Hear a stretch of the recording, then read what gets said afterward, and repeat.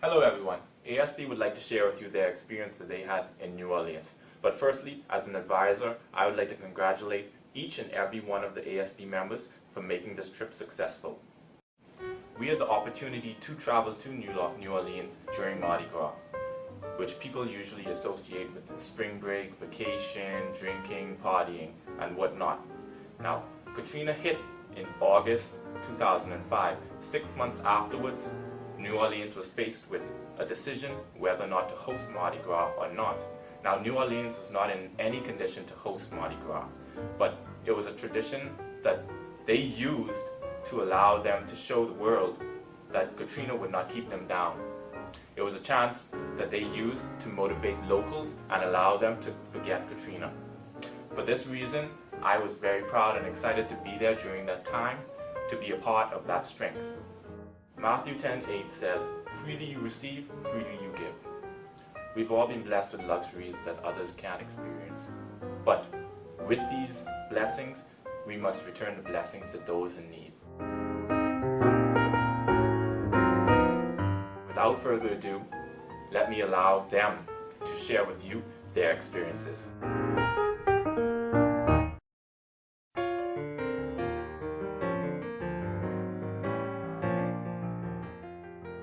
Alternative spring break. I've always heard about ASB, always been interested in participating, but I never really got the chance to until this opportunity came up. I'm like, New Orleans Mardi Gras, why not? I've done community service with other organizations, but never necessarily been part of a community service group. And I know that's what ASB was about. So I'm like, let me go out to do this. I love volunteering. It's something that I do, but not to the extent that ASB does it. I think ASB is one of the best community service organizations on campus. It's not only that you go out there for 2 and 3 hours and you pick up trash or give someone the time of day, but it's like you go out there and you change a community. Now, where else can you do that?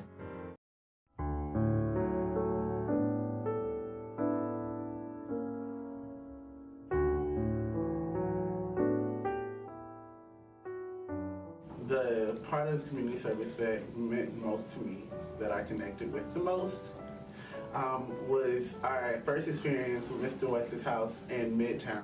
I really felt in my spirit how down the town was, how upset the individuals had to be over losing their homes, these homes that they grew up in, these homes that their families may have held since years past, ages past. When we get out, we see an old man with his shoes broken, standing on a broken stoop of a house that was possibly going to be condemned. And we looked around at each other and we went, oh my gosh, what are we going to do now? But sure enough, this man was just lively. He was like, thank you for coming, and just so grateful. So we unloaded our van and we got to work.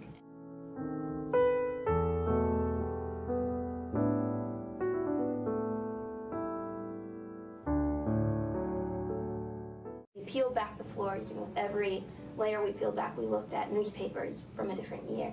So we were able to look back to newspapers from World War II and read articles about the first computer, and that was really great. And at the same time, it was so sad that all this history had been destroyed with the house. And so we went ahead and peeled back everything we could, took out everything we could. We had a ramp going to a dumpster, and when we left, the house was now in order. When I spoke to Mr. West, it kind of hit home and said to me, you know what, this could happen to anyone basically. 2 or 3 days from now, it can happen to me, it can happen to you. And it kind of really humbled me and it made me realize basically that it's a matter of helping others, because you never know how one day things can change dramatically and you can be the one in that situation, and it's a matter of helping because you don't know what the next day will hold.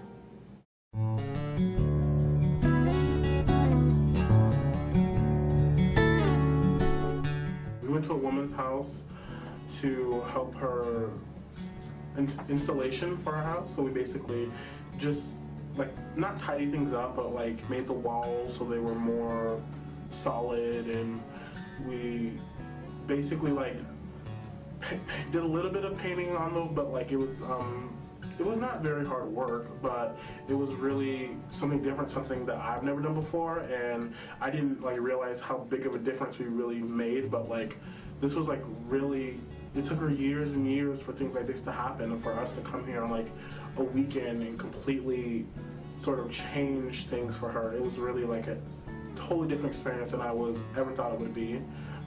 It was something that was great, and it made a difference, and we could all collectively do it together, and we gained knowledge about like working hard and being able to do different things, and she gained like a total something physical that she can take with her and that she can like help in her life.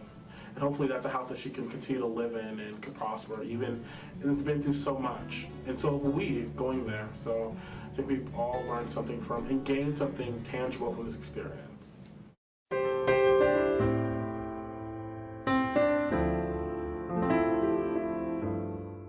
We didn't even know how to get into the cemetery, which is weird because most cemeteries have like a luxurious entrance, or they have an entrance that has a pathway, and once you drive up, you know that's the way to go in.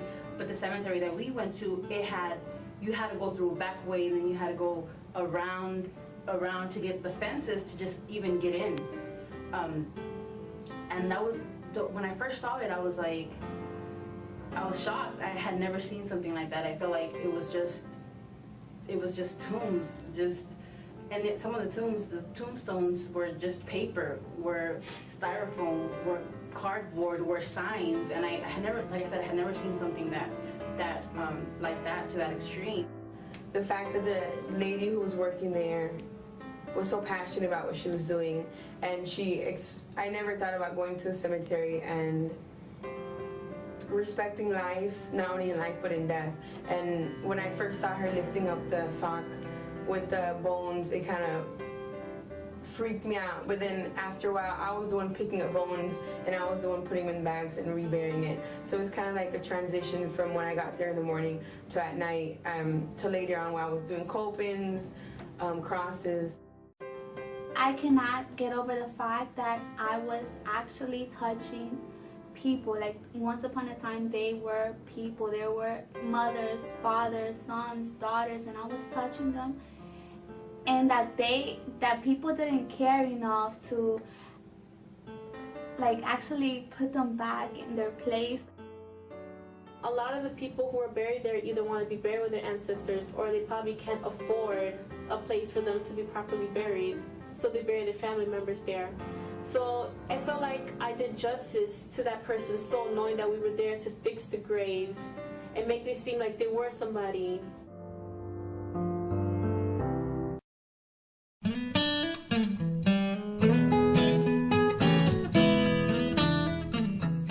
It was my first time in New Orleans, and it was during Mardi Gras week, so it was a lot of fun just seeing all these people out there celebrating. And it reminded me of home. Back in Haiti, they also have this week of celebration, and all the floats, all the colors, all the people, the bands.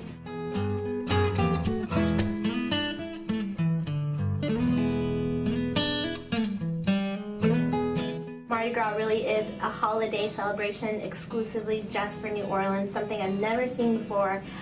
When people said Happy Mardi Gras, I didn't even know what that meant. And it was just really fun to see. This is really a great celebration holiday for the city. The people were warm and welcoming. It was just great to see. Just, you know, I know everyone says after the hurricane, the spirit, but the spirit has always been there, you know, and that really, really shined, and I just felt very grateful to be a part of that.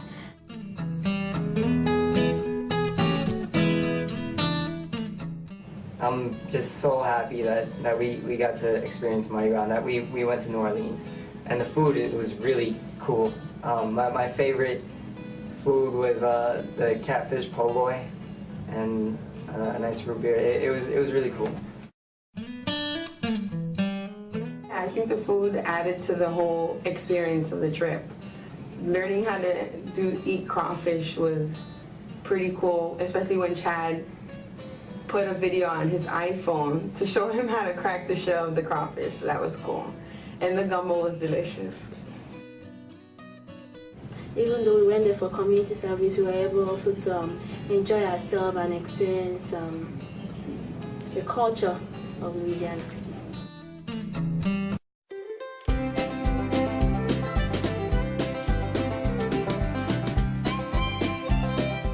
Like one of the most interesting parts of the trip was getting to know the people who accompanied us on the trip better than I had ever known them from seeing them around campus.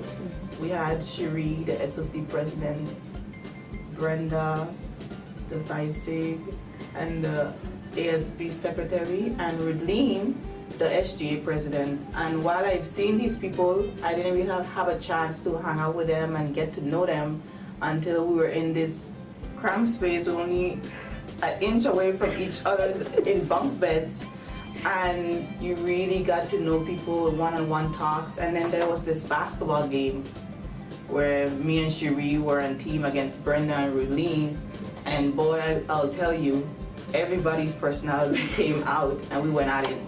Of course we won. Yeah. But it turned into a football game in the basketball court. Yeah, but it was very nice getting to know people better. So now when I see Rudleen around, we can crack jokes, and it's nice to see the student leaders coming together.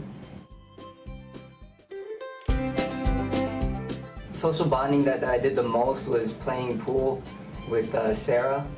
You know, when you go against a girl, like, you know, you have to let them win. That's the only reason why she kept winning so much. And then Sanjay, since he's like this really cool black belt karate guy, like, I don't know if I should call him sensei or something. He was giving me like these techniques to I don't know, do better in pool somehow by breathing. Like, I don't know, like it actually worked. So I used that to defeat Sarah. Like, we all decided we wanted to go to karaoke. We're pumped, we're driving, and we're driving, and we're still driving to get to the karaoke. But at the end, it was so fun. I had an amazing time. Thank you, Vanessa. Even though I kind of threw you off the stage and I had to give my spotlight, but you know, that's how it is. You guys ever need me to sing like at your, you know, King Says, I'm available, just hit me up, you know, I'll be able to sing. Somebody, I think it was Sarah, that stated that Larry's afraid of snakes. And from that point, it was our duty, like everyone's duty, was to get Larry with the snake. Thank you, Larry, especially because you just made my trip. Snake and Larry, hilarious.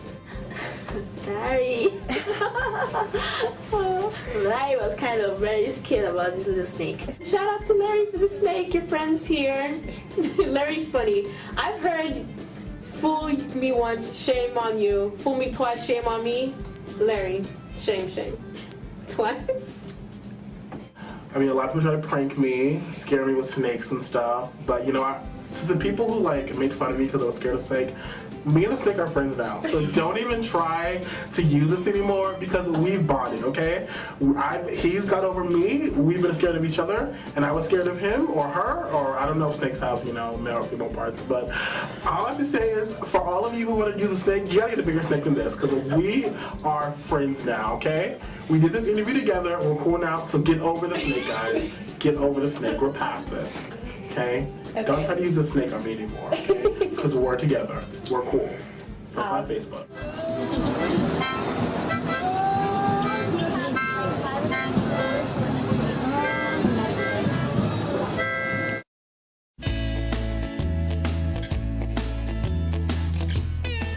Before we left, we were able to make reflection bags. We took a brown paper bag and decorated them as much as you want in reflecting you as a person.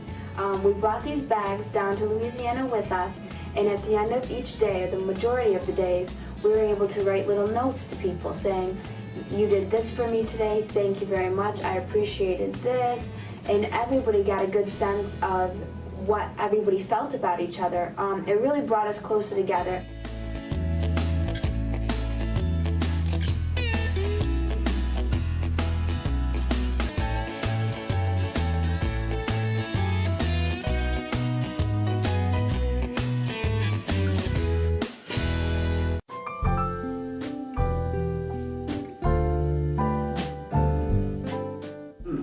makes me very proud that Alternative Spring Break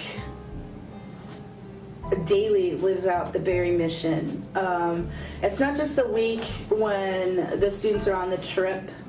These students know what the mission is, believe in the mission, and work for all the things that Berry calls their core commitments, for knowledge and truth, and for social justice, and for inclusive community. And they do it all by offering community service as often as they can. This group did community service together throughout the fall and continues after we've come back from the trip, and will continue into the future. It's not just a one-shot deal, and these students will tell you this is why they are doing this, because they are committed to the tenets that Berry puts forth in the mission. I think Alternative Spring Break is the greatest example of what Berry University is.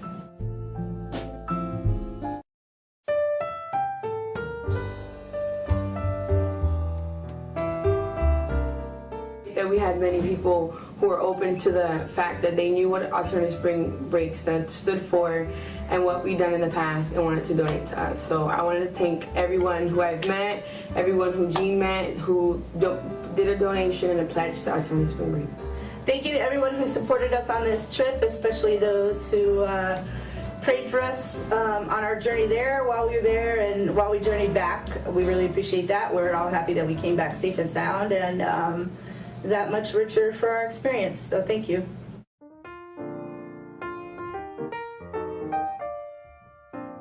The ultimate expression of generosity is not in giving what you have, but in giving of who you are. In every community, there is work to be done. In every nation, there are wounds to heal. In every heart, there's the power to do it. Service is the rent we pay for living. Snowflakes are one of nature's most fragile things. But just look what they can do when they stick together.